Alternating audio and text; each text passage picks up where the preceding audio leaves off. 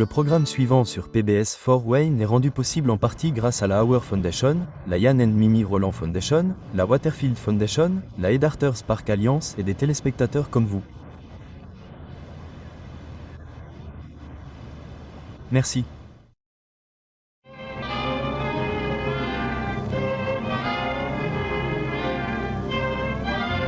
Là où coulait hier une rivière amicale, aujourd'hui une crue indigène.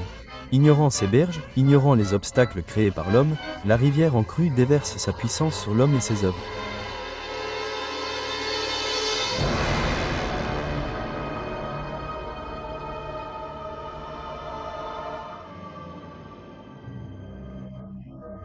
Pendant des générations, Fort Wayne a montré le trait étrange de l'oubli en ce qui concerne ses conditions d'inondation dangereuses. Common 7 dit que nous avons exaspéré le problème. Conseiller municipal Moses, ne vous inquiétez pas, nous n'avons pas d'inondation ici. De tous les États, aucun n'a été plus durement touché cette semaine que l'Indiana. Et nulle part les inondations n'ont été pires qu'à Fort Wayne. C'est bien pire que ce que les gens peuvent imaginer. Les voitures sont couvertes, les maisons sont à moitié pleines. Vous pouvez voir des coulées de glace entrer et sortir des portes. Les gens essaient de sortir certaines choses dans des bateaux. C'est une situation terrible, terrible. Sans que vous soyez là aujourd'hui, sans que vous vous souciez de vos voisins et que vous soyez prêt à mettre votre courage et vos muscles pour faire ce travail. Et je veux que vous sachiez à quel point la ville l'apprécie et tout le monde ici l'apprécie. Fort Wayne m'a fait une forte impression. Je veux que vous sachiez que ces jeunes, ces bénévoles sur la digue qui distribuaient ces sacs de sable, si cela ne rendait pas un Américain confiant dans l'avenir de notre pays, voir ces jeunes bénévoles, ils étaient là depuis le petit matin jusqu'au soir.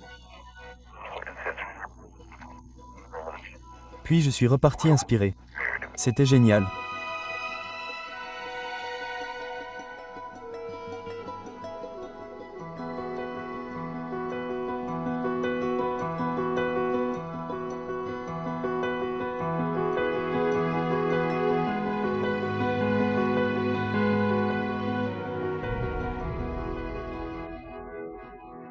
Les racines du parc Headwaters remontent au début des années 1900. L'idée de construire un parc avait longtemps été planifiée et refusée au confluent des rivières Saint-Joseph, Saint-Mary's et Mammie à Fort Wayne, dans l'Indiana. L'idée ultime du parc était d'embellir la ville, d'embrasser ses rivières et de réduire les dégâts causés par les inondations qui avaient ravagé la région pendant des siècles. Juste ici, au confluent, et je fais face au nord, la rivière Saint-Joe arrive du nord. La rivière Saint-Mary arrive du sud-ouest, et elles se rejoignent ici pour former la Mammie.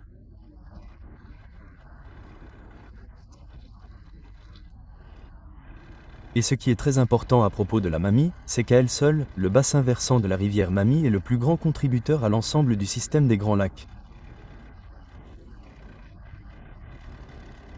La Mammie se jette dans le lac Erie. Le lac Erie abrite plus d'espèces de poissons que les autres lacs réunis, et plus d'activités maritimes que les autres grands lacs réunis.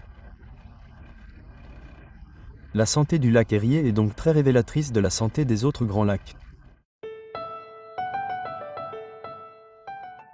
Près de ce confluent se trouvait une zone en forme de pousse de terre humide, marécageuse et sujette aux inondations. Bien que cette terre ne soit pas propice à la construction de structures, elle est devenue extrêmement précieuse pour les trappeurs, les commerçants, les missionnaires et les explorateurs qui traversaient la région.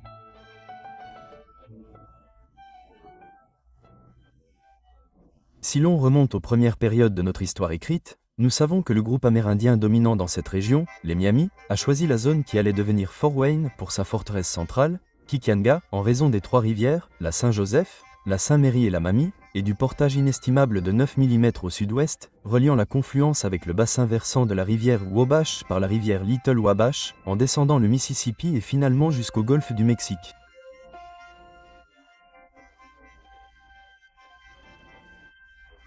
C'était l'un des biens immobiliers les plus précieux du XVIe siècle jusqu'à la fin des années 1800, car c'était la route terrestre la plus courte entre la voie maritime du Saint-Laurent et le golfe du Mexique.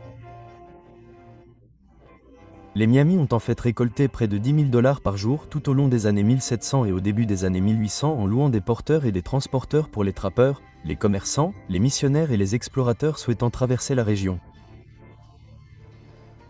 Le portage pouvait être réduit à néant pendant les périodes de fortes inondations. Il n'y avait pas besoin de traverser par voie terrestre, mais pendant les périodes de forte sécheresse, le portage pouvait s'étendre sur 40 km. Je pense que les premiers colons étaient conscients des zones basses et des zones inondables. C'était l'époque où les familles restaient fortes et soudées. Je pense qu'ils disaient « Oh, vous savez, à l'époque où il y avait des inondations ici, vous ne vouliez pas construire votre maison ici, vous vouliez rester en retrait. » Je pense qu'il y avait beaucoup de bon sens à l'époque. Je pense qu'au fur et à mesure que la communauté grandissait, des pressions sont apparues pour que nous utilisions toutes les zones possibles. Finalement, l'intérêt de développer des terres inondables a pris le pas sur l'aspect pratique. Partout dans le pays, les Amérindiens ont établi des villages le long des rivières. Pour l'eau, l'énergie et le commerce, les colons européens construisirent leurs maisons près des cours d'eau, gérant ainsi leurs déchets. Les générations suivantes ont continué à s'installer le long des cours d'eau américains, risquant des inondations périodiques pour profiter des opportunités et de la commodité qu'offrait un accès facile à l'eau. La première inondation connue dans la région de Three Rivers s'est produite en février 1790, causant des dommages importants aux petits villages indiens. Depuis 1823, des inondations majeures ont été enregistrées en moyenne tous les 5 ans entre mars et décembre. Au cours des années précédant la conception d'une protection importante contre les inondations à Fort Wayne, le niveau moyen des crues était de 4,3 mètres. Au fur et à mesure que la ville se développait le long des rivières au début des années 1900, les ingénieurs ont conçu des digues pour protéger les quartiers et les entreprises riveraines.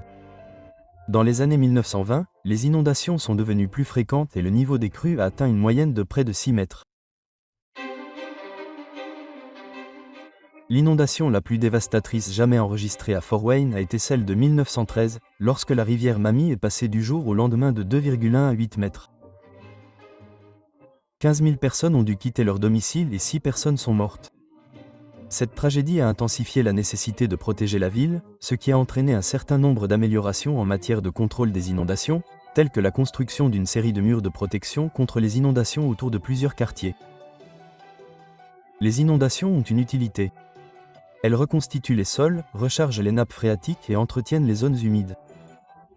Elles ne deviennent un problème que lorsque l'espace dont les cours d'eau ont besoin pour leur propre crue naturelle est encombré par des structures artificielles. Les années entre 1829 et 1832 ont marqué le début de la transition de Fort Wayne, qui est passé d'un petit village à une ville animée qui est devenue un important centre de commerce et de transport.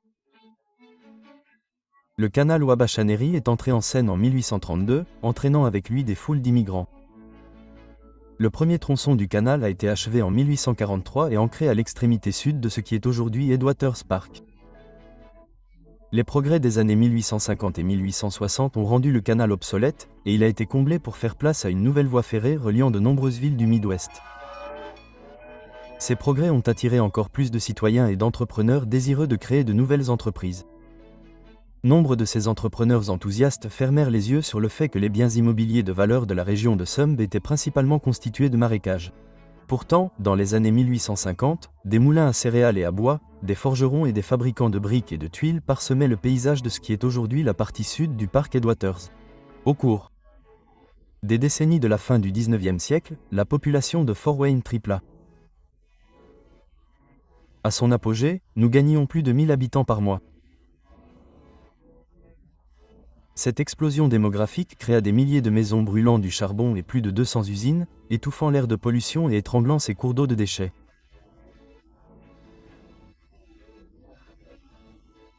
Bien que les décharges sauvages aient été un pilier de l'expérience de Fort Wayne pendant de nombreuses générations, dans la seconde moitié du XIXe siècle, l'utilisation de nos rivières comme décharges communautaires rétrécissait dangereusement ces cours d'eau.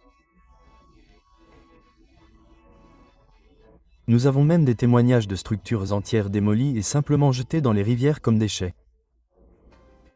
Naturellement, cet essor démographique entraîna davantage de maisons et d'entreprises, ce qui créa davantage d'eaux usées domestiques et commerciales. Des eaux usées qui n'étaient pas confinées de manière organisée à l'époque. Ces eaux contaminées augmentaient non seulement la probabilité d'inondation, mais devenaient également un problème de santé publique. Pour résoudre ce problème, les ingénieurs municipaux commencèrent par construire des fossés, puis passèrent à une solution plus conséquente, les réseaux d'égouts souterrains, qui devinrent des nécessités de base pour la plupart des villes américaines au milieu des années 1850. Cependant, ces nouveaux réseaux d'égouts restèrent rares dans la plupart des villes jusqu'aux années 1860 ou après. Certaines n'en furent équipées que bien plus tard. Les canalisations d'égouts résolvèrent un certain nombre de problèmes d'inondation à Fort Wayne et apaisèrent certains problèmes de santé publique, mais les surfaces des rues posèrent un autre problème. La boue et l'eau de ruissellement. Des planches de bois étaient utilisées pour recouvrir les rues boueuses, mais elles avaient tendance à pourrir et à se détacher. Comme alternative, l'utilisation de briques, de planches de bois et de gravier se généralisa dans les années 1880. Bien que ces systèmes de pavage aient contribué à nettoyer quelque peu les rues, ils ne firent pas grand-chose pour atténuer les problèmes de drainage persistants dans des endroits comme le Sumb. Pendant ce temps, toute cette surpopulation et cette pollution ont conduit à la croyance que les villes américaines étaient des environnements malsains. Au tournant du siècle, un mouvement connu sous le nom de City Beautiful a émergé comme un remède à ces problèmes municipaux. C'est ainsi qu'est née la Fort Wayne Civic Improvement Association. Et ce mouvement national pour la beauté des villes s'est exprimé localement grâce aux efforts de Charles Mulford Robinson et de l'architecte de renommée nationale George Kessler. En 1893, Ebenezer Howard a écrit un livre intitulé Garden Cities of Tomorrow, qui annonçait cette toute nouvelle idée de construire de belles villes pour que les gens puissent y vivre.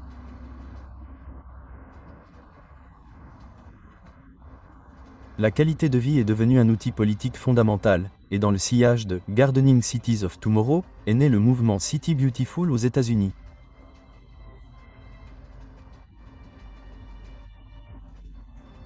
Mais ce qui est intéressant à ce sujet, c'est que c'est le mouvement des suffragettes qui a réellement déclenché toute cette prise de conscience sur la construction de grands parcs et de grandes villes, car ce sont elles qui se sont concentrées sur l'éducation des enfants et de la famille et sur le maintien de cette idée, de son maintien en vie en tant que grand idéal. Les hommes étaient occupés à gagner de l'argent, à fabriquer et à faire toutes sortes de choses, à se démener et à se démener, d'accord. Mais ce sont les femmes qui ont commencé à inviter les gens à se réunir pour parler de la qualité de vie dans leur ville. Ainsi, les progrès en matière d'éducation, de soins de santé, de services sociaux, de parcs et de jardins, ainsi que la qualité de l'environnement physique ont tous été défendus par le mouvement des femmes au début du XXe siècle. Charles Robinson est arrivé à Fort Wayne en 1909 et son plan d'embellissement de Fort Wayne, publié cette année-là, fournissait des recommandations sur presque tous les aspects de la beauté de la ville, mais il a consacré une grande partie de son rapport à l'embellissement des parcs et des cours d'eau de Fort Wayne.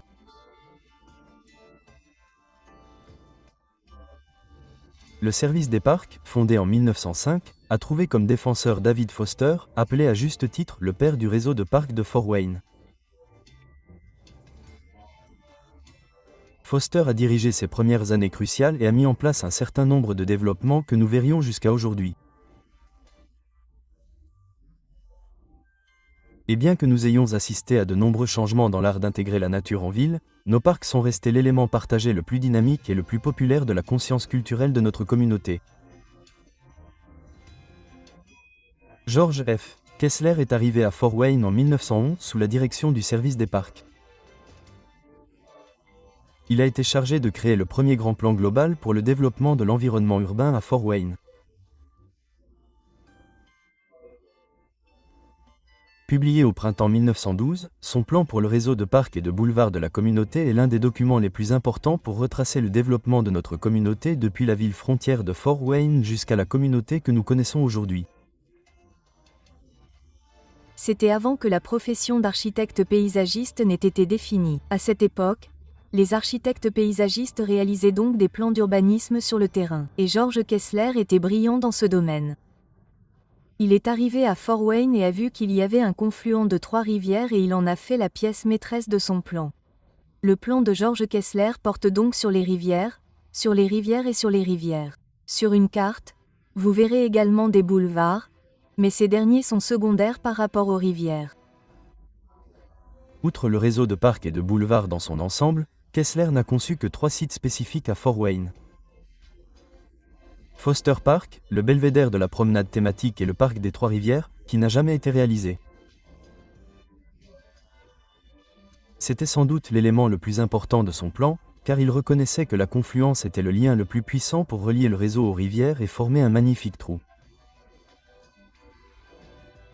La vision de Robinson et Kessler était contagieuse parmi de nombreux dirigeants et citoyens de Fort Wayne. Cependant, l'élan du mouvement City Beautiful fut freiné par des circonstances imprévues. Après la seule présentation conjointe connue de Robinson et Kessler, au cours de laquelle il félicita le service des parcs pour l'application très efficace de ses plans, tout en réprimandant la ville pour ne pas avoir réussi à faire passer une obligation de 200 000 $, qui aurait permis l'achat et l'embellissement de toutes les voies fluviales à l'intérieur et à l'extérieur des limites de la ville, la grande inondation de 1913 frappa.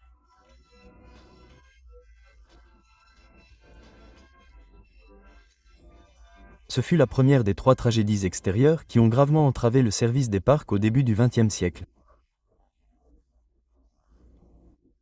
L'inondation de 1913, la Première Guerre mondiale et la Grande Dépression. Bien que les projets de Kessler aient été entravés, de nombreux défenseurs de son plan ont été élus. L'un d'eux en particulier était Robert B. Hanna, qui était à l'époque consultant auprès de la commission du plan de la ville. En 1929, il a publié une vision pour un grand parc fluvial. Au cœur de sa vision se trouvait un parc central du centre-ville situé dans la partie inférieure de la ville, qui soutenait le thème du parc des Trois-Rivières de Kessler. Le terrain nécessaire pour le parc des Trois-Rivières a finalement été acheté, mais pas exactement pour l'usage du parc, ce qui a retardé une fois de plus sa réalisation. Les circonstances de l'époque ont dicté une priorité différente dans le budget de la ville. Au cours des années 1920, une vague de nouvelles constructions de réseaux d'adduction d'eau a balayé le pays en réponse à la demande d'eau plus propre. Par la suite, des plans pour une nouvelle usine de traitement des eaux à Fort Wayne ont été dessinés et mis en œuvre à la fin des années 1920, et l'initiative du New Deal de Roosevelt visant à fournir des emplois et des revenus aux Américains sans emploi a fini par gagner en popularité. La ville avait plus d'importance que la beauté de la ville.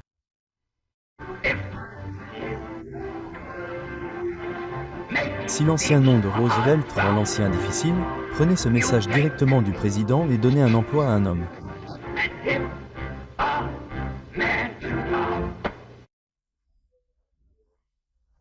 Bien que le terrain nécessaire à la construction du parc des Trois-Rivières ait été acquis par la ville en 1920, l'esthétique a été supplantée par les besoins utilitaires, car la Grande Dépression a nécessité la construction de l'usine de filtration d'eau que nous connaissons aujourd'hui. La raison pour laquelle l'usine de filtration d'eau est si ornée, c'est qu'elle a été conçue pour fonctionner en harmonie avec un futur parc développé autour du confluent.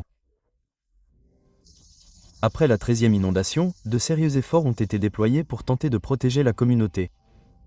Et puis, lorsque la communauté a commencé à exploser dans les années 30, le maire Osait a fait des choses phénoménales.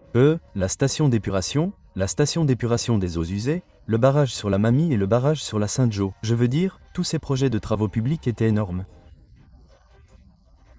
Et ces 2 barrages intégraient des possibilités de production d'électricité et aussi l'idée que nous pourrions avoir une opportunité de mieux gérer les inondations. Il y a eu 4 inondations majeures entre 1908 et 1943, principalement causées par une combinaison de neige, de glace et de pluie exceptionnellement forte. Indépendamment de ce schéma d'inondation, de nombreuses entreprises ont continué à prospérer dans la région de Sumb jusqu'au début des années 1900. La première prison du comté d'Allen y a été construite en 1849. Les années 1930 ont vu l'essor de villes bavardes et de Overville dans tout le pays. La plus importante à Fort Wayne était située dans la région de Sumb, où Ed Arthur's Park allait plus tard s'installer. En 1930, tous les bâtiments existants ont été démolis et League Park, le terrain de baseball prisé de Fort Wayne, a été détruit par un incendie. Cette zone était très diversifiée. Le premier cirque est arrivé en ville dans les années 1850. C'était un lieu de pendaison publique dans les années 1870 et 1880. C'était le bidonville ou les Overville comme on l'appelait à l'époque de la Dépression, lorsque les gens construisaient des cabanes, des chariots, tout ce qu'ils pouvaient trouver pour y vivre. Les gens allumaient des feux de camp ici. Ils devaient survivre du mieux qu'ils pouvaient autour de la rivière. L'endroit où nous nous trouvons aujourd'hui abritait l'armurerie de la Garde nationale, construite vers 1930 et qui a fonctionné jusqu'au début des années 1990.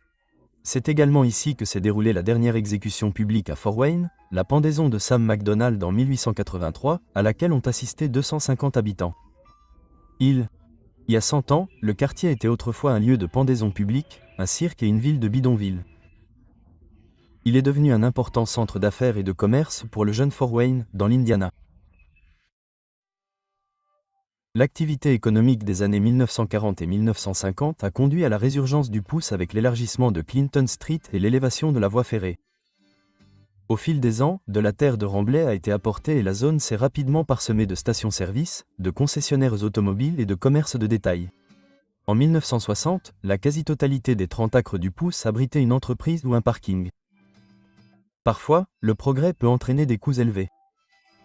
Cependant, avec l'ajout de tant de béton et d'asphalte dans cette zone, le problème du drainage de l'excès d'eau de la rivière Saint-Maryse devenait encore plus difficile. Des inondations dévastatrices ont de nouveau frappé Fort Wayne des années 1950 à 1991. Fort Wayne et le comté d'Allen ont été déclarés zone sinistrée fédérale en 1959, 1981 et 1982. Les dommages causés aux propriétés résidentielles, aux entreprises et aux stocks ont atteint des millions de dollars. Pourtant, après chaque inondation, la ville a été reconstruite, ce qui lui a valu le surnom de la ville qui s'est sauvée elle-même.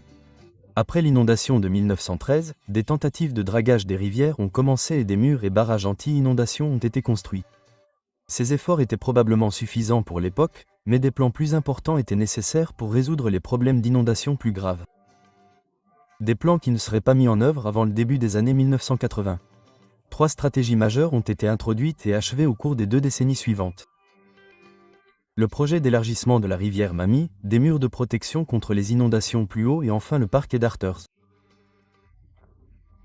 L'un des défis à la fin de 1978 était qu'il y avait beaucoup de plans différents sur la table. Certaines personnes ont fait pression pour quelque chose qu'ils ont appelé l'intercepteur à 3 fossés. En gros, creuser un fossé ou élargir un fossé entre certaines rivières pour aider à gérer le débordement en cas de forte inondation, vous voyez. C'était donc une idée. Je me souviens encore que nous avons eu une réunion, je suppose, du comité du budget de l'État à Fort Wayne, au bureau du commissaire.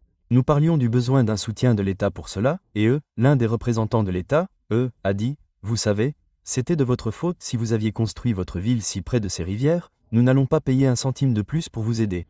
Et, vous savez, c'était un type qui était président de la Chambre, donc il fallait l'écouter. Mais vous savez, j'ai fait remarquer que, nous avons commencé sur les rivières parce que c'était un fort de l'armée américaine protégeant tous les habitants du nord-est et du nord de l'Indiana, et vous savez, l'État avait certainement une part de responsabilité ici et le hic avec tous ces plans, c'est que, tout d'abord, il fallait obtenir l'approbation du corps des ingénieurs de l'armée, sinon ils ne laisseraient rien se passer. Et puis, bien sûr, une fois que vous aviez l'approbation, vous deviez déterminer comment vous alliez payer au moins la part locale de tous ces projets. Les prévisions météorologiques pour Fort Wayne n'étaient pas bonnes. Une nouvelle grosse tempête.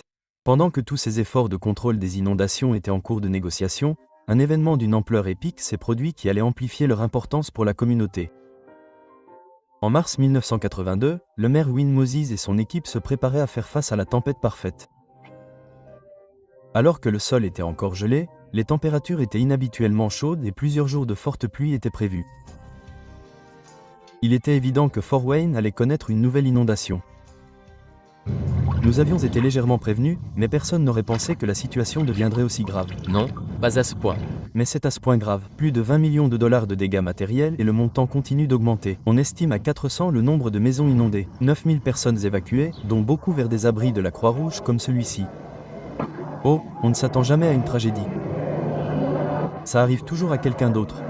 On en parle dans le journal. Ça ne vous arrivera jamais. Mais quand ça vous arrive, il y a autre chose à penser.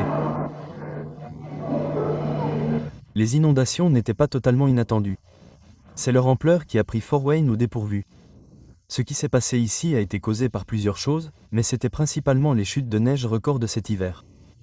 Cela a été suivi d'une tendance soudaine au réchauffement la semaine dernière, qui a provoqué le dégel très rapide et simultané des 3 rivières, qui se rejoignent ici même au milieu de la ville. L'impact a été trop important pour les berges de certaines parties de la ville, qui ont été inondées en quelques heures. Une inondation comme on n'en avait pas vu depuis 1913. Bien que le record de l'inondation de 1913 soit toujours d'actualité, avec des rivières montant à plus de 8 mètres, l'inondation de 1982 a été enregistrée comme la deuxième pire à Fort Wayne, avec des rivières atteignant 8 mètres de hauteur. Il était devenu de plus en plus clair que le développement dans la zone inondable n'était pas judicieux et qu'il fallait faire quelque chose de nouveau. Après l'inondation de 82, il était impératif que nous fassions quelque chose. Mais même avant cela, au début de 1980, nous avons commencé à réfléchir à la manière de gérer ce terrain, car nous savions qu'il était sujet aux inondations. Nous ne savions pas qu'il allait être aussi inondé qu'il l'a été. Mais c'était aussi une entrée terrible au centre-ville. Je veux dire, les bâtiments étaient délabrés et les gens ne voulaient pas investir dans ce genre de zone. Les entreprises qui s'y trouvaient étaient toujours en colère contre le maire, quel qu'il soit, car de temps en temps, l'eau s'infiltrait dans leur sous-sol ou dans leurs bâtiments, et il n'y avait aucun moyen d'arrêter cela, à part construire une digue autour de toute la zone riveraine, ce qui n'était pas très esthétique. Alors, qu'en faisons-nous? Et nous n'essayons pas de réinventer la roue. Nous examinons ce que d'autres communautés ont fait et il était tout à fait logique de rendre cette zone, parfois appelée le pouce, aux rivières. D'y mettre quelque chose qui puisse résister aux hautes eaux, sans que cela ait un impact financier important sur la communauté et d'en faire un aménagement pour le centre-ville. Et c'était l'idée originale du parc Edarters. Notre ville a connu sa première renaissance notable grâce au développement de notre réseau de voies vertes fluviales toujours aussi populaire. Au cœur du réseau de voies vertes se trouvait toujours l'idée de développer ce parc central près du confluent. Et au début du développement du parc Headwaters, il est bien connu que l'architecte Eric Cunet a fait référence à Kessler. Notre implication dans le parc remonte en fait à 4 administrations de maires. Tout a commencé avec Yvan Leboeuf, qui était absolument passionné et presque tyranniquement dévoué à l'idée que la ville soit un endroit où il fait bon vivre. Nous regardions par la fenêtre du bureau du maire et il a pointé du doigt ici et a dit « Regardez tous ces déchets là-bas, je veux dire, des ateliers de réparation automobile, des concessionnaires automobiles, vous savez, des déchets de pièces détachées d'occasion. Eric, qu'est-ce qu'on peut en faire ?» Et j'ai dit « Eh bien, débarrassons-les et transformons-les en parc. » Ce qui est incroyable, c'est que nous sommes tombés sur ce document extraordinaire écrit en 1909 par Charles Malford Robinson pour la Fort Wayne Civic Improvement Association, qui visait à apporter le mouvement de la ville magnifique à Fort Wayne. Eh bien, nous l'avons montré à Yvan et Yvan était tout simplement ravi. Il a donc dit « D'accord, va me dessiner un parc. » Et c'est ce que nous avons fait. Nous nous sommes assis et avons élaboré quelques idées générales pour la voie verte fluviale qui mène au centre-ville de Fort Wayne. Ce qui est important dans la conception initiale, c'est qu'elle était basée sur les 2 plans publiés en 1909 puis en 1912. Le plan directeur du parc de Charles Mulford Robertson, qui ne se trouvait pas sur le terrain de Headstarters, mais à l'endroit où les 3 rivières se rejoignent, a été repris par George Kessler 3 ans plus tard et y a ajouté des détails. Donc, dans un sens, la ville avait déjà réservé une grande partie du terrain en prévision de cela. Notre conception initiale prévoyait donc 280 acres s'étendant de West Main à Confluence et de Superior Street jusqu'à LTON Park. En fait, elle s'étendait jusqu'au Fort Wayne Children's Home. Une fois les plans architecturaux dessinés et prêts à être mis en œuvre, l'étape suivante consistait à développer et à financer le projet en tant que parc d'État. À ce stade, la Cedar State Park Alliance a été créée en 1984 pour accélérer le projet. Il était clair dès le début que le financement nécessiterait une réflexion créative et diverses sources de financement. Lorsque l'organe législatif a mis en place la loterie, les besoins étaient infinis. À l'époque, ils ont vu la loterie comme une source de revenus, des besoins infinis. Il y avait des besoins d'amélioration des immobilisations. Il y avait des besoins de fonds de retraite pour les employés du secteur public, la police, les pompiers, les enseignants. Donc, lorsqu'ils ont mis cela en place, ils ont réparti les bénéfices entre différents domaines. Le fonds Build Indiana est l'un de ces domaines. Et c'est un projet concret, voyons, touchons et ressentons. Lorsque vous donnez de l'argent à un fonds de retraite ou à ce genre de choses, vous ne voyez pas vraiment quelque chose de concret. Lorsque vous donnez de l'argent au fonds Build Indiana, il y a généralement quelque chose de construit. De nombreuses agences locales ont demandé des fonds au fonds Build Indiana. Les bénéficiaires du comté d'Allen sont Anthony Wayne Service, la Maumee River Basin Commission, l'aéroport international de Fort Wayne et Headarters Park, qui ont reçu 900 000 $. Eh bien, Build Indiana nous a beaucoup aidés. Et je dois souligner que ces 900 000 $, ainsi que des fonds supplémentaires provenant du fonds général qui seront versés, sont destinés à l'acquisition de terrain. Et cela, ainsi que des fonds du comté que nous avons reçus grâce aux responsables du comté, à une subvention globale pour le développement communautaire et à l'émission d'obligations que le maire et le conseil municipal ont adoptées en notre nom. Tout cet argent est dans une section majeure de 7 millions de dollars qui va à l'acquisition de terrains, à la relocalisation d'entreprises et à la démolition de bâtiments. Sans Bill Indiana, nous aurions eu beaucoup plus de difficultés, car cela faisait partie de la formule pour essayer d'obtenir de l'argent de l'État, car cela sert en partie à lutter contre les inondations et cela aide l'État en ce qui concerne la lutte contre les inondations, le développement économique et le tourisme touristique. Il était donc important qu'ils nous aident dans ce domaine, mais sans eux, cela aurait représenté une part plus importante des fonds locaux et cela aurait été difficile pour nous de collecter des fonds. À cette époque, les gens pensaient davantage à l'emploi, à la récession et à la manière de bien traiter et éduquer les enfants, et de les inciter à construire des bâtiments dans un parc pour enfants, ce qui ne les a pas vraiment convaincus. C'était difficile. L'économie était horrible. Notre taux de chômage ici a atteint 14,7%. Il n'a pas été aussi élevé ici lors de la dernière récession dans le comté d'Allen. Donc oui, c'était une période très difficile. Je veux dire, tout d'abord, le secteur public a dépensé beaucoup d'argent pour se remettre des inondations, les combattre et les réparer, des sommes énormes qui ont durement frappé le budget de la ville pendant plusieurs années. Mais nous voulions être sûrs d'avoir les moyens de le faire lorsque cela est devenu possible. Nous avons commencé à rassembler des idées, les citoyens sont venus nous dire que nous devions travailler dessus. C'était nécessaire non seulement pour les inondations, mais aussi pour faire de nous une ville de classe mondiale. Quelles que soient les circonstances à l'époque, l'Alliance estimait avoir un plan solide pour un parc d'État et elle était impatiente de rallier des soutiens. Environ une fois par mois, je finissais par aller parler à une association de quartier ou à un autre groupe, ou plus souvent à une chambre de commerce, pour essayer de lever des fonds. Eric Quinn m'a beaucoup aidé dans ce domaine. Je veux dire, c'est un vrai showman. Et donc nous y allions et je faisais mon argumentaire, puis il l'exposait et il semblait que ce serait le prochain Disney World de Fort Wayne, pratiquement. Il a dit, c'est un projet dont les habitants de la ville, les dirigeants de la ville parlent depuis des années, mais qu'ils n'ont jamais réalisé.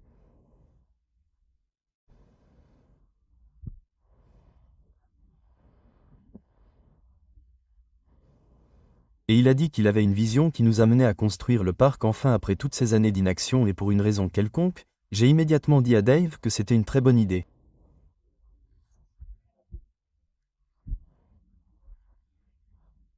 L'équipe a travaillé avec le rédacteur en chef du journal News Sentinel pour promouvoir et susciter l'enthousiasme autour de ce nouveau concept de parc. Au départ, le nom était City Light State Park en l'honneur des travaux d'éclairage et d'électricité de la ville, mais juste avant la publication des annonces, il a été suggéré de changer le nom. Wind a dit, je ne sais pas comment vous allez l'appeler, mais vous devez changer le nom. Et j'ai dit, j'ai compris. Il a dit, quoi? J'ai dit, nous allons simplement l'appeler Edarter State Park. C'est la source de la rivière Mommy, et elle se situe là où les rivières Saint-Mary et Saint-Joe se rejoignent, et c'est comme ça que nous l'appellerons. Et Yann a répondu, parfait. Lorsque l'État a décidé de ne pas construire de parc dans le nord-est de l'Indiana, l'Alliance des parcs d'État a disparu en 1986. En 1987, la Headwaters Park Commission a été créée pour superviser le développement d'un parc municipal, Headwaters Park. Le maire Win Moses a nommé les premiers membres du conseil avant de quitter ses fonctions. Et lorsque le maire Paul Helm a pris ses fonctions, il a nommé plusieurs autres personnes. Quand j'ai entendu parler pour la première fois de Headwaters, il a toujours été question du parc d'État de Headwaters, avec l'idée qu'Indianapolis pourrait obtenir un parc d'État de White River. Nous devrions pouvoir obtenir un parc d'État de Headwaters ici. Le hic, c'est que l'État n'a jamais investi cet argent. Nous avions pourtant toutes sortes de plans géniaux. Eric Cunet et d'autres ont participé au processus de conception et je pense que nous essayons de faire comprendre à la communauté que cela pourrait être quelque chose qui ne se limite pas à la lutte contre les inondations. Cela allait être un joyau au cœur de la communauté. Il est vite devenu évident qu'un parc d'État n'allait pas fonctionner. L'État, je crois, ne voulait plus de parc ou n'en voulait pas ici, au milieu de la partie urbaine de Fort Wayne.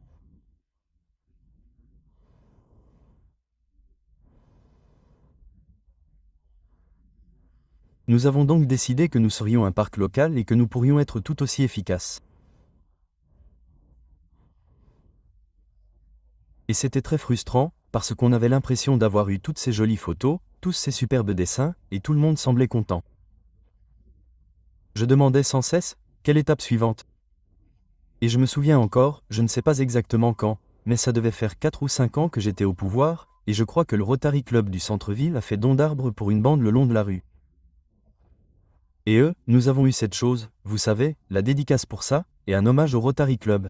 Et une partie de moi s'est dit, c'est tout ce qu'on va avoir comme tête de pont, vous savez, une bande d'arbres de 30 cm de large, parce que c'est tout ce qui s'est passé. Je crois que c'est John Shea qui a décidé d'aller chercher de l'argent pour planter des arbres le long de Clinton Street, et ils ont donc contacté Lincoln et ont voulu une contribution de notre part.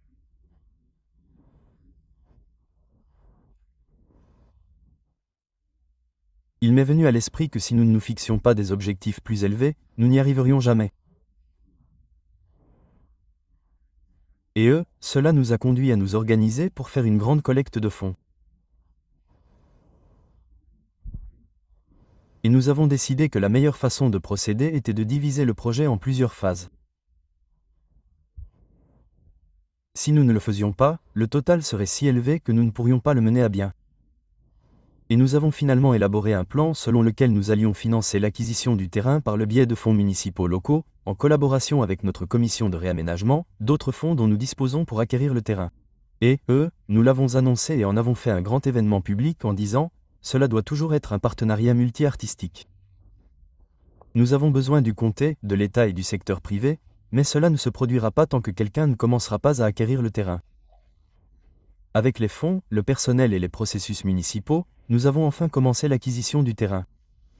Ensuite, nous avons pu obtenir l'aide de l'État, et nos représentants de l'État ont fait un excellent travail pour obtenir l'aide de l'État, car ils ont vu les avantages.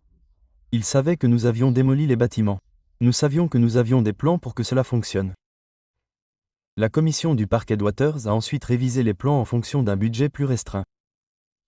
En conséquence, le plan de Cuney pour le parc a dû être revu à la baisse. Au lieu d'un grand parc d'État de 200 acres, il a été décidé que le développement des 30 acres du Pouce, qui étaient les plus exposés aux inondations, deviendrait la priorité absolue. Il est apparu très tôt que nous avions les yeux plus gros que le ventre. Et ma réticence à réduire la taille du parc a causé quelques drames. Mais John Ch. savait que si nous ne réduisions pas la taille du parc, la ville ne pourrait tout simplement pas, disons, le gérer psychologiquement, et encore moins financièrement. John a donc proposé de le réduire à cette zone, les 33 acres de ce que nous appelons le Pouce. Et c'était la chose la plus intelligente au monde, car au lieu de nous concentrer sur une grande zone, nous pouvions travailler sur une zone plus petite et y mettre beaucoup plus de détails. Et ce sont les détails qui ont rendu le parc unique. C'était un concept très nouveau pour beaucoup de gens, et la plupart des gens savaient que toute cette zone n'était rien d'autre qu'un conglomérat de petites entreprises qui seraient inondées de temps en temps, reviendraient restaurer leurs bâtiments et attendraient ensuite la prochaine inondation.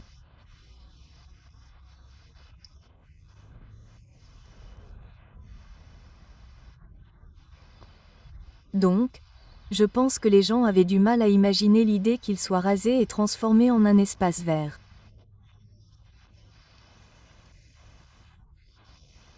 De temps en temps, les gens venaient et disaient « On ne peut pas faire ce qu'Éricain veut qu'on fasse. » Et je lui disais « Je ne m'attends pas à ce que tu fasses ce qu'il veut que tu fasses. Je veux que tu continues sa créativité. Voyons si nous pouvons le mettre dans une taille et un endroit dont nous soyons fiers, que nous pouvons nous permettre, car je pense que nous avons probablement le meilleur architecte que nous puissions trouver pour ce domaine. Maintenant, nous pouvons les trouver moins chers. Nous pouvons en trouver qui les feront plus carrés, plus rectangulaires et plus triangulaires, mais ce n'est pas ce que nous recherchons ici. Nous voulons quelque chose dont nous serons fiers dans 100 ans. » Il y avait 30 parcelles de terrain, environ 22 entreprises qui ont été achetées. Nous avions un partenariat avec la ville de Fort Wayne, la commission de réaménagement et le secteur public. Des fonds, provenant principalement des baux légers de l'INM et de certaines subventions fédérales globales, ainsi que de la loterie Bill d'Indiana, ont été utilisés pour acheter ces 30 propriétés et relocaliser un certain nombre de ces entreprises qui se trouvaient dans la zone inondable. Steve Poinsett avait un excellent concessionnaire automobile ici. Certaines des pièces automobiles se trouvaient de l'autre côté de la route et en 1982, les inondations les ont déplacées loin. Mais ils avaient investi toute leur vie dans ces terres et il fallait donc les traiter correctement et les laisser trouver un moyen d'installer leur entreprise ailleurs. Cela prend des années. Je veux dire, nous avions littéralement 3 bâtiments ici pendant environ 3 ou 4 ans et nous ne pouvions pas commencer avant d'avoir retiré le dernier.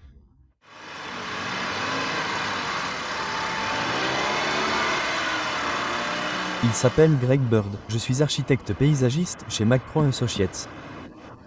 Je suis Kevin McCroy de McCroyan Associates, et nous sommes les architectes paysagistes associés du projet Ed Arthur's Park. Je suis très heureux d'être ici.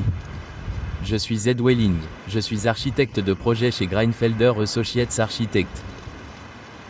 Je suis Tom Naven. Je travaille pour Eric Erunan Associates, les concepteurs du parc de New York. Voilà, Mel. L'équipe est là, les personnes responsables de la majeure partie de la conception et de la mise en œuvre de la première phase du projet Ed Arthur's Park. Je suppose que c'était une inauguration, mais nous l'avons fait avec une pelleteuse et tous les membres du conseil d'administration, les élus et beaucoup de gens étaient là parce que c'était vraiment très excitant de commencer ce projet. Nous avons donc tous eu notre tour de pelleteuse pour démolir ce premier bâtiment et c'était très amusant. Et j'ai toujours une photo de moi sur la pelleteuse, comme tout le monde, j'en suis sûre, parce que c'était un moment tellement excitant de pouvoir dire que c'est réel maintenant. Je suis Jeff Paddock. Nous sommes vendredi 30 septembre 1994. Et avec moi ce matin, le maire Paul Helm, maire de la ville de Fort Wayne. Je suis très honoré d'avoir le maire Hellman ici, car sans vous, monsieur le maire, nous ne serions pas vraiment au cœur de ce projet. Nous sommes reconnaissants d'être ici. Quand on regarde autour de soi, on a du mal à croire que dans 3 semaines à partir de demain, nous allons inaugurer cela. Il y a beaucoup à faire. Nous avons beaucoup à faire, mais c'est la première fois que je viens ici depuis quelques semaines et je pense que ça s'annonce vraiment bien. Et ça montre aux gens que ça va devenir une réalité. Je sais que le plus dur pour moi au cours de mes 7 années en tant que maire a été de convaincre les gens que cela allait devenir une réalité, pas seulement un rêve. Et vous savez, avec l'aide de la commission, des donateurs privés, de l'argent que nous avons pu obtenir, de l'argent de l'État et de l'argent local, il est évident que cela allait devenir une réalité. La démolition a commencé, après que les entreprises ont été achetées et que les habitants ont déménagé dans d'autres zones. Nous n'étions pas sûrs de pouvoir réunir tout l'argent nécessaire à la construction de ce parc. Nous l'avons donc conçu en 4 phases, en pensant que si nous manquions d'argent, nous devrions au moins en faire une, puis nous passerions à 2, 3 et 4 pour ainsi dire. Et bien sûr, la première phase était peut-être un peu plus opulente et attrayante que les autres, car nous pensions que ce serait la seule. Alors, rendons-la aussi belle que possible. Nous continuerons à travailler cet automne et ce printemps jusqu'à ce que la phase 1 soit terminée. Nous espérons pouvoir ensuite commencer à travailler sur la phase 2. Je tiens à ajouter que mercredi de cette semaine, nous avons reçu une promesse de don très généreuse d'$1 million de la part de la Lincoln National Corporation. Cet argent servira à financer les travaux de la phase 2 de l'autre côté de la rue. Le parc Edwaters s'étend sur environ 30 acres dans la zone de la pointe des Trois-Rivières. Sur ces 30 acres, environ 20 acres sont désormais des espaces verts situés dans la zone inondable. Environ 10 acres comprennent la place du festival et les parkings qui ont été construits sur un terrain plus élevé. Lorsqu'il pleut normalement, il faut sculpter un peu le terrain. Il ne peut pas être complètement plat, sinon l'eau de pluie ne s'écoulera pas. Il y a donc quelques petites collines et variations de pentes que nous avons dû accomplir ou adapter pour le drainage du parc. Nous nous sommes assurés que tout était suffisamment bas pour qu'il puisse servir de système d'atténuation des inondations. Les inondations ont nécessité une autre façon de gérer le parc où les festivals allaient avoir lieu. Nous avons donc construit un mur anti-inondation le long de la limite où les eaux de crue déferlent sur ce terrain. La terrasse Crescent surélève le terrain suffisamment haut pour qu'en cas d'inondation, il le protège. Ils ont installé des sacs de sable en travers de Clinton Street afin que les bâtiments ne soient pas inondés.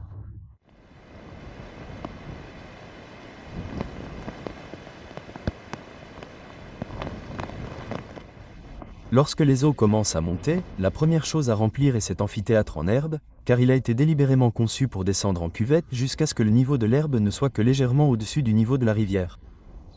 En fait, il y a un quai potentiel là-bas. Et bien sûr, il commence à se remplir. Et les gens disent « Eh, l'amphithéâtre se remplit ». Et nous répondons toujours « Oui, il a été conçu pour ça ». Mais vous pouvez voir ces arbres de Bradford. Imaginez chaque feuille de cet arbre comme une fleur blanche comme neige si brillante que lorsque le soleil la frappe, vous ne pouvez même pas la regarder. C'est le défilé de couleurs et de changements de saison le plus étonnant que vous puissiez imaginer. Je pense que Headhunters est conçu pour être vu en voiture.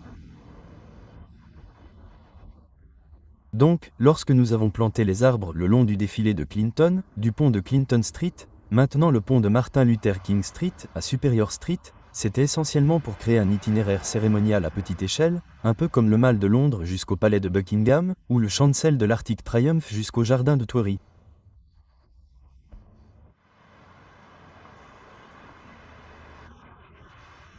Les créations d'Eric étaient vraiment uniques, tellement vastes et différentes, en particulier avec ce que nous appelons affectueusement le vaisseau spatial. Le voir sur le papier, puis le voir une fois construit, était tout simplement stupéfiant. Nous voulions créer un pavillon qui fonctionnerait en gros comme une chapelle de mariage ou un petit lieu sacré. La partie supérieure est équipée de brumisateurs. Et la nuit, les lumières là-haut, on dirait un chaudron de sorcière avec cette brume qui s'en échappe. Le foliatum est probablement toujours mon élément préféré. Les détails et l'ingénierie de cette partie ont représenté des défis uniques.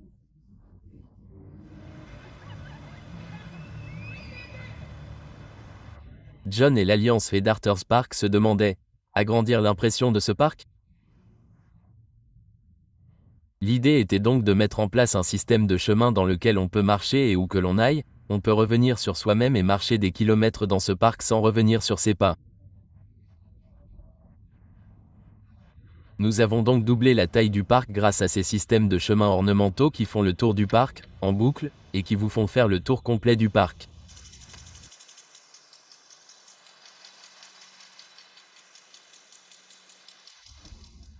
Le Bridge Meadow, l'amphithéâtre du jardin, les petites salles de jardin privées que nous avons aménagées, ont permis à des milliers de personnes d'utiliser le parc un jour où la plupart des parcs ne pouvaient normalement en accueillir que quelques centaines avant qu'ils ne commencent à être bondés.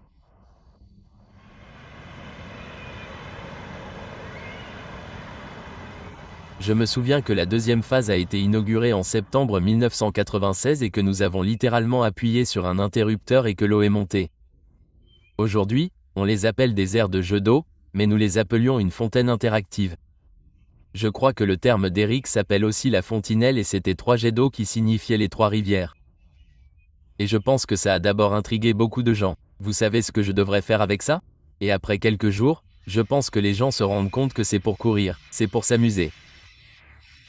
Les parents arrivent ici avec des rouleaux de serviettes et ils laissent leurs enfants y aller et pendant 30 minutes, parfois plus, ils ont la paix et le calme et les enfants sont gardés près de cette fontaine. Et les enfants sont complètement trempés dans ce truc. C'est fantastique.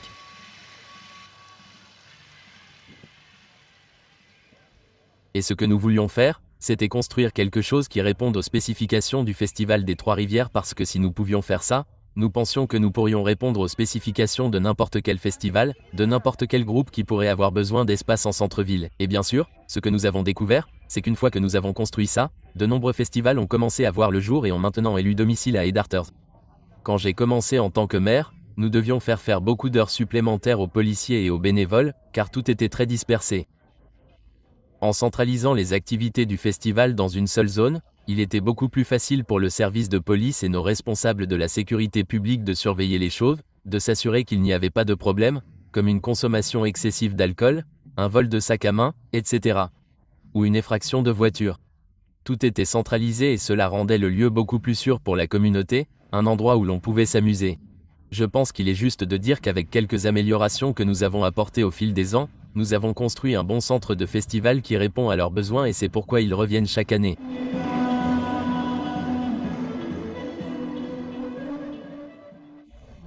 Je me souviens m'être dit ou l'avoir dit publiquement, si nous organisons 8 événements ici en un été, après 5 ans, nous sommes un succès.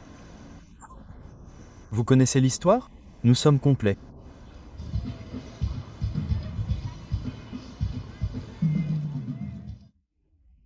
Je me souviens que certaines personnes m'ont demandé, lorsque nous étions en train de tout monter, si quelqu'un allait s'en servir un jour. Eh bien, la preuve en est. Elle est énormément utilisée, et ce, tout au long de l'année, avec le programme de patinage en hiver.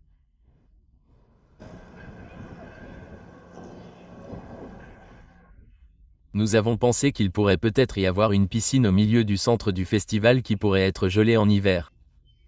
Malheureusement, elle n'était pas fonctionnelle à cause de toutes les activités du festival. Ce que nous avons découvert après avoir exploité cela pendant quelques années, c'est que nous pouvions apporter une patinoire portable, l'assembler et fabriquer de la glace au milieu, puis une fois la saison terminée, la laisser dégeler. Nous pouvions la démonter, la stocker pour la saison estivale et permettre à tous ces festivals de revenir. Merci à tous d'avoir participé et merci à tous d'être venus. Une fois que la Headwaters Park Commission a terminé le projet en 1999, en fait c'était le 1er janvier 2000, lorsque nous nous sommes retrouvés ici à minuit pour faire une grande fête et, littéralement, à ce moment-là, ce terrain a été cédé à la ville de Fort Wayne. Il avait été développé par le secteur privé, comme je l'ai mentionné, par l'intermédiaire de la Headwaters Park Commission. Il a été cédé à la ville de Fort Wayne et au service des parcs et est devenu l'un des 85 parcs environ que la ville entretient. Ce que la ville a fait à ce moment-là, c'est de le restituer en quelque sorte à ce qui est devenu la Headwaters Park Alliance. Un groupe d'entre nous qui avait participé à ce projet depuis le tout début, avec la collecte de fonds, la conception et la construction. Maintenant, nous avons été appelés à entretenir le parc et à l'aider à se développer. Cette combinaison d'espaces publics, de parcs publics et de projets de contrôle des inondations. Le mariage de ces deux éléments rend ce parc unique. Et donc, l'Alliance, grâce à notre relation avec le Conseil des parcs et le service des parcs, nous sommes en mesure de lui accorder cette attention particulière que son objectif spécial commande. Nous ne pourrions probablement pas lever autant d'argent à Fort Wayne aujourd'hui. Les choses étaient différentes. Nous avons reçu des dons de leadership de la part de la Lincoln, sur laquelle j'ai pu avoir une influence. La Finger Foundation et English Bonner Mitchell. Ces trois fondations ont participé, je crois, à chacune des 4 phases. 4,5 millions du total, soit environ la moitié des contributions du secteur privé, provenaient de ces 3 fondations et cela a vraiment constitué la base du succès du projet.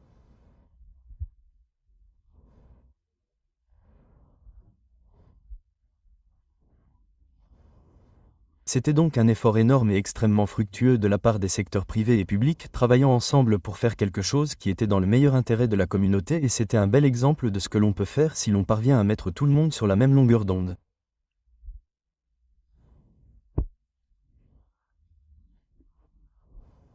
Il a vraiment fallu la communauté pour construire ce parc. Je veux dire le soutien de toute la communauté qui s'est réunie pour faire des dons, c'était vraiment un travail d'équipe et de collaboration, et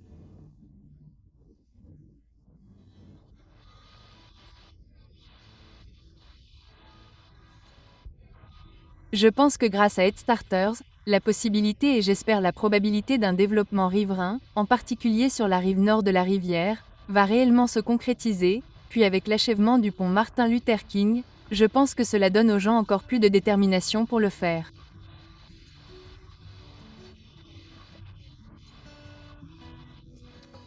Le parc a vraiment renforcé l'identité de Fort Wayne et c'est quelque chose dont la communauté peut être très fière.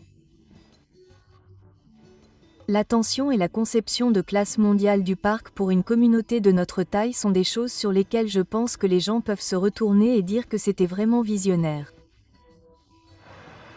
C'est le mien. Vous savez, j'ai amené mon fils ici et je lui ai montré notre brique et notre banc public et je lui ai dit « Tu as fait partie de ça, c'est ce que ta mère a fait. Vous savez, elle a aidé à cela. » Donc, c'est un héritage pour la famille Zer. Nous construisons désormais sur 5 continents, partout dans le monde. Et l'une de mes grandes joies est d'ouvrir le portfolio et de leur montrer Headwaters Park. Et ils veulent tous savoir comment faire. Et chaque fois que je reviens à Fort Wayne et que je me promène dans ce parc, Je sais que nous étions un petit groupe de passionnés et convaincus que nous pouvions changer le monde et que nous nous sommes lancés et l'avons fait.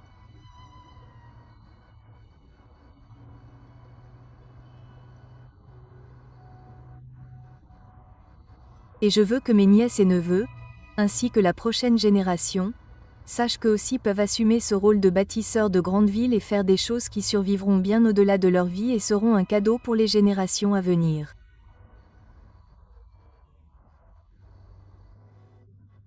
Je pense que les gens seraient stupéfaits de comprendre que cela fait partie d'une vision qui a commencé au début du XXe siècle, en 1912.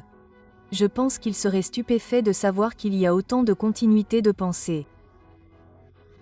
Je pense aussi que les gens ne réalisent pas que pendant que nous parlons de la récupération de nos rivières, ces idées n'ont jamais disparu. Elles se sont en quelque sorte perdues dans le désordre. Headquarters Park s'inscrit dans une continuité de vision qui dure depuis plus de 100 ans et qui, espérons-le, se maintiendra au cours des 100 prochaines années.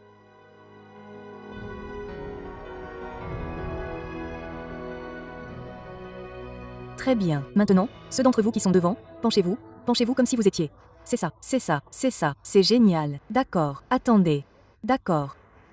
Vous êtes donc la moitié de 2 sculptures qui ont été conçues. De ce côté, ce sont les Sandbaggers qui ont sauvé la ville pendant l'inondation de 82, n'est-ce pas, la ville qui s'est sauvée elle-même.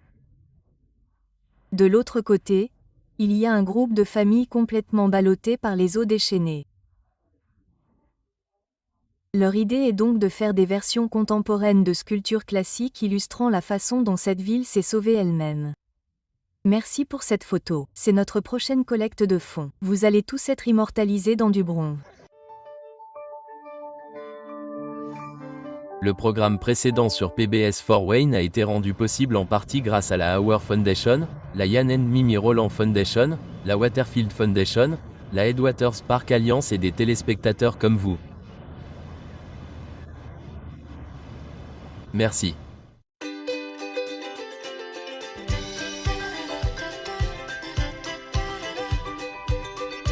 Des doudou doudou.